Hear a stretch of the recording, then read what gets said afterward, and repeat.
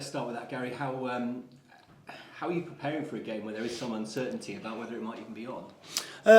Yeah, pretty simple, just as we normally would. I don't think, in this sort of scenario, unless someone tells us for sure that the game's not going to go ahead, then we prepare exactly the same as we normally would. And I think any different type of message for the players is not something that we want to really want to enforce. So yeah, we just crack on the game. As far as I'm concerned, the game's going ahead. As far as I'm concerned, the game's Oxford United versus Blackburn Tuesday night, and we're going there to try and win the game.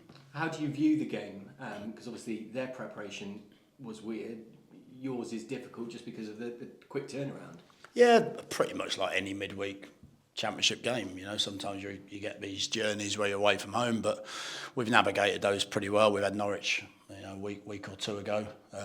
Managed to get a positive result. So yeah, I don't see it any differently.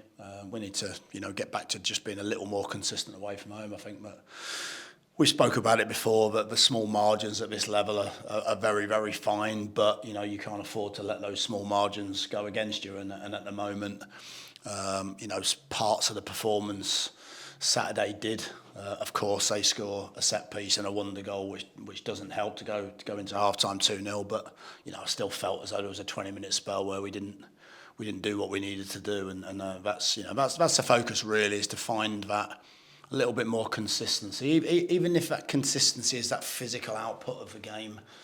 Sometimes technically, sometimes you're going to pass the ball well, sometimes you might not be quite feeling that sort of quality in certain games, but you then become hard to beat, and I think that's what this division is about, and we need to just do that a little bit better.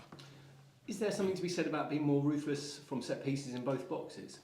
Yeah, I think ruthless, better delivery. Be a bit more aggressive. I think we do a lot of work on it. We spoke about it previously. Last year we were very, very strong. That work is no different. The quality of the work's no different.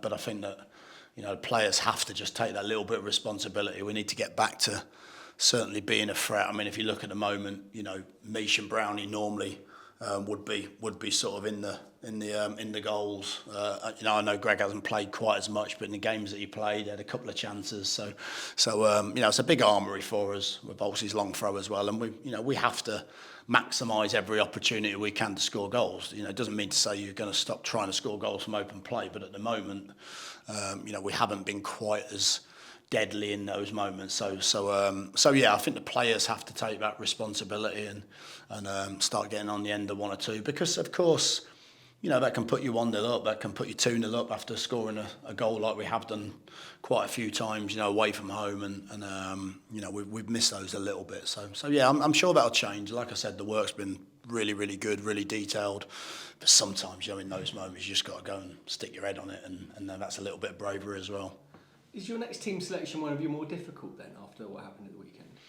I think every team selection's been difficult this year, if I'm being honest, because we've had numerous injuries at the start, numerous illnesses recently, and then we've been a little bit inconsistent, which makes it very difficult. Of course, you still have a choice as a head coach. You still have a choice. You can believe in that starting 11 and just keep churning them out, but it's quite interesting again, wasn't it? Because against Ipswich, we performed well, so I keep the same starting team, and I think every time I've kept the same starting team, we haven't performed in the next game, and so yeah, that's usually the opposite. It's usually you try and build that confidence and you build that consistency, whereas maybe for us, we have to tinker and change on a regular basis, which again, isn't really what I'm about as a manager. It isn't really what I'd normally do. The stats are quite clear in the Championship. Often the teams using the least players end up being the most successful, because of course that means they're consistent. It means they're performing week in, week out. But when you're not at the top of the league, you have to find different ways to find those solutions. Because to survive in this league, you're going to have to win at some point back-to-back matches, which is what you did when you first came in, but it's been a struggle since, isn't it? Yeah, it has been. Yeah, it's been a struggle since, and I also think that not enough players have stepped up and put back-to-back performances in where it's you cannot pick me. There's probably if you look this season, yes, we've been competitive. Yes, we've performed well in games, but it's hard to think of too many outstanding performances over long periods. I think that's the challenge. I think that's a challenge for the players. That's a challenge for me as a head coach. I think we've got that potential. I think we've got players that can definitely do that. But we need to start to put in regularly top performances, to get what we want out of the games.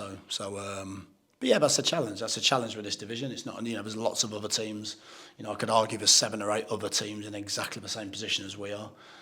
So we're not unique in that, but of course we wanna be better, and certainly more consistency is part of that.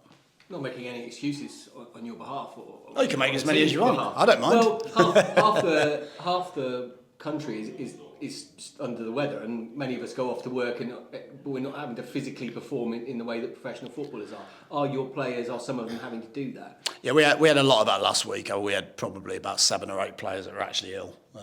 But again, I'm not the sort of manager that's going to say that before and after games, because I believe that takes away from the responsibility and accountability. So, and that's certainly something we're quite big on.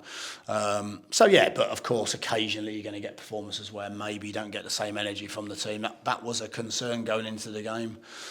Missing the likes of a Shemi and the likes of a Cammy, something Brody, people like that, Matty Phillips, where we just sometimes we can have just that extra little bit of physicality or moment of brilliance in games, and it means you've got to work extra hard.